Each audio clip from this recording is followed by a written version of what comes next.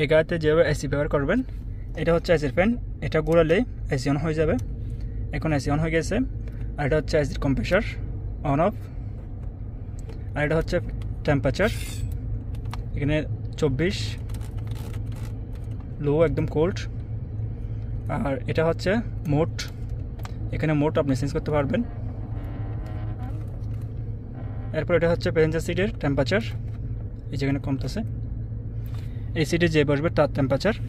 এবং এখানে হচ্ছে রিয়ার এসি, পিছনের এসি, এটা ক্লিক করলে পিছনের এসি অন হয়ে যাবে। এরপর এটা হচ্ছে টেম্পারেচার কমানো, এই যে এখানে কিন্তু কি দেখাচ্ছে 19.5, 19 অফ। এবার আপনি এগাতে এসি ব্যবহার করতে পারবেন।